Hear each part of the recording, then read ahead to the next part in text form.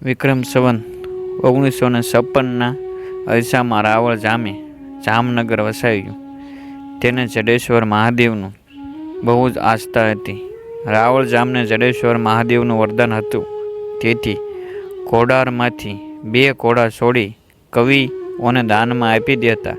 એટલે તેવા જ એક રંગા ઘોડામાં તૈયાર રહેતા હતા. રાવળ જામે એવા 52,000 ઘોડા દાનમાં આપ્યા હતા. તેથી સૌ તરફ જામની કીર્તિ ફેલાવા લાગી. આથી જામ રાવળને અભિમાનનો જુસ્સો ચડવા લાગ્યો કે 52 રાજ્ય છે, તેમાં કોઈએ આવું દાન આપ્યું નથી. આ ખબર તરવાડાના ખીજડીયાના આહિર નગા હુવલને પડી. તેથી તેઓ બહુ જ ખુશ થયા.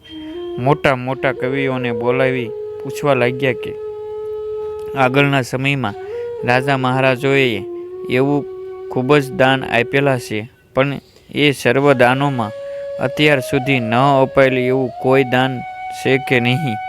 એટલે નારાયણ રાવ લખણધરિયાના નામના ભાટે કહ્યું કે તમે કહો છો તે પ્રમાણે એક આભનું દાન કોઈ આપેલ નથી, બીજા સર્વદાન મળેલ છે.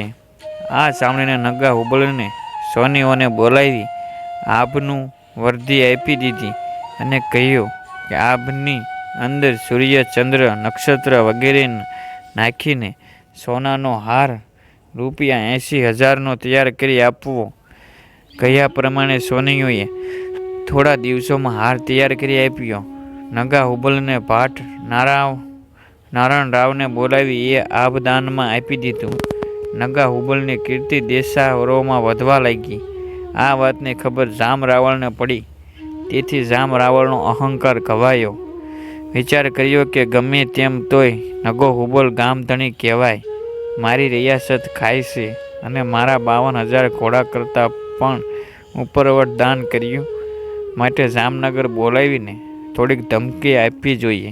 એક પત્ર લખી તૈયાર કર્યો, અરસવારને આપ્યો અને કહ્યું કે નગો હુબલને અહીં તેડી લાવ. અરસવાર ગયો ખીજડીએ અને નગા હુબલને પત્ર આપ્યો. પત્ર વાંચી નગો જામનગર જવા તૈયાર થયો. નારાયણરાવ ભાટ પણ સાથે હાલ્યા.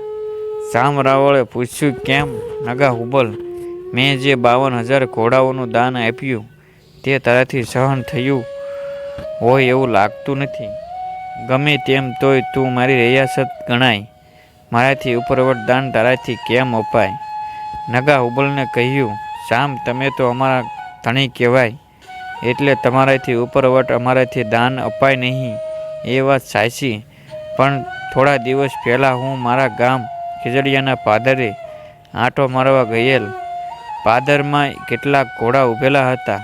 હું જઈને પૂછવા લાગ્યો ત્યારે અમારા ભાટ નારાયણ રાવ પણ સાથે હતા.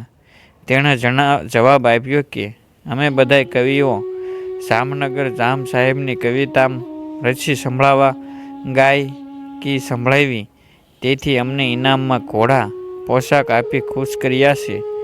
અહીં આવતા તડકાને લીધે વિશ્રાંતિ લેવા બેઠા છીએ, પણ ખીજડીયાના પાદરમાં કોઈ એવું વૃક્ષ નથી કે સાંયે બેસીએ.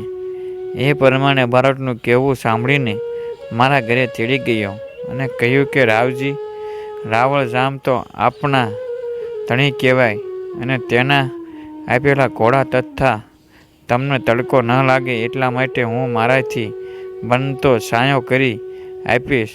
માટે હે જામ, મેં તો તમારા આપેલ દાન ઉપર સાયડો કર્યો છે.